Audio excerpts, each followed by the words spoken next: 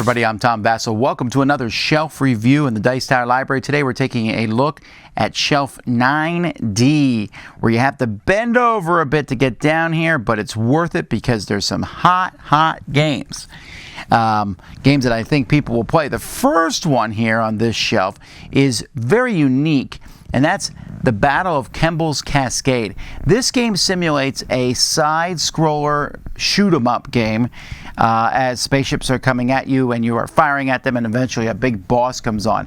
It's a fun little unique game. There's some problems with it, but it's just such a different game that this will probably be in a library for a while.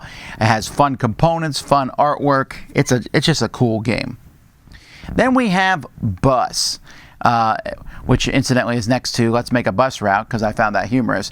Bus is a game that Capstone Games just re-released. I originally didn't want to play it because I thought the artwork on Bus was pretty bad, the original version, but I still don't know that I don't know if I'll ever get this one to the table myself, but I know a lot of people. Eric Summer, my co-host on the Dice Tower, really likes this one. And a lot of people like the next game here, Let's Make a Bus Route, which has been recently featured on the Dice Tower. Kind of a roll and write game that someone actually added to the Dice Tower library because they noticed we were missing it. And for that, we're very thankful. Then we start on some amazing games here. First, we have Newton. I remember when Newton first hit the library, I had multiple copies of it. We're down to one now.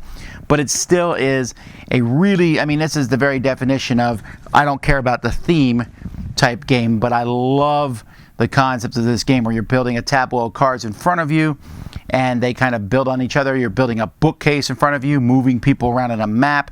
A bunch of point salad-y stuff, but it all comes together in a solid way. Then we hit one of the games that has two copies, Orleans.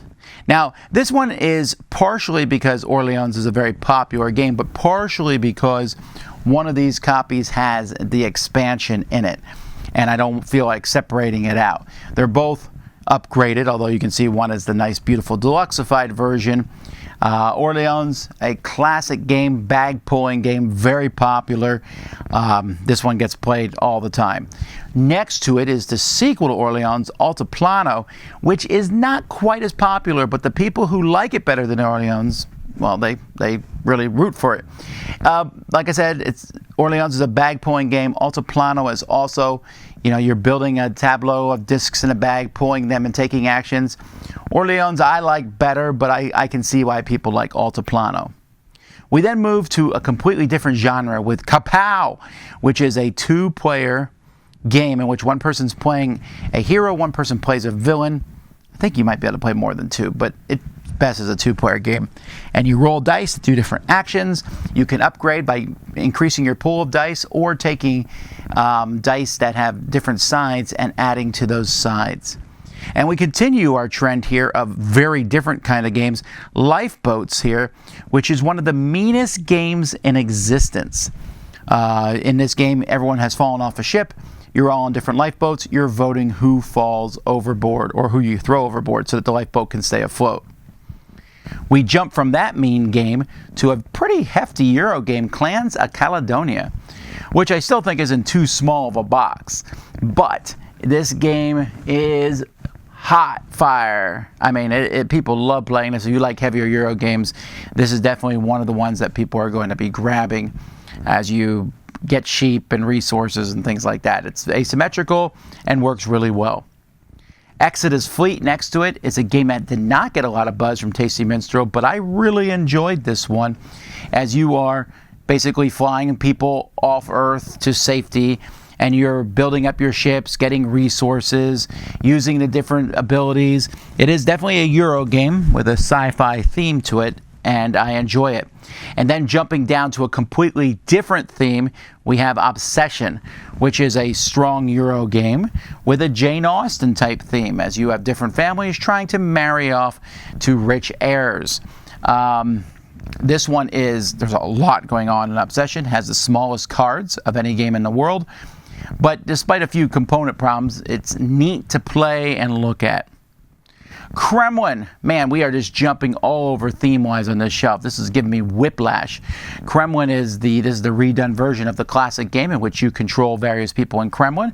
You secretly pick who you control or having controlling influence on, and then there's just a big fight as different people in the Kremlin disappear, get sent to Siberia, etc. You're just trying to control the top guy a few turns.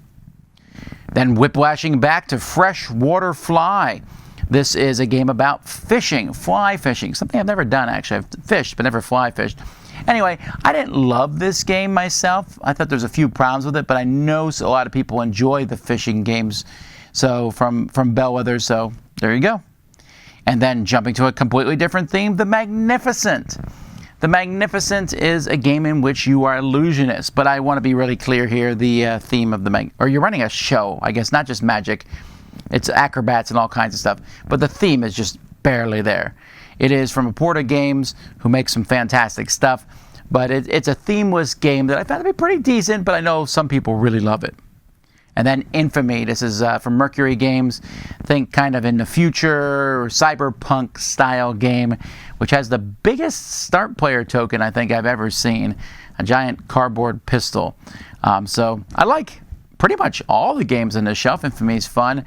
If I had to pick my favorite, I think that's pretty easy. It's just going to be Orleans. Orleans is such a great game, and I like it. What's your favorite? Let me know in the comments. Until next time, though, I'm Tom Vasel, and you've been watching another Shelf in the Dice Tower Library.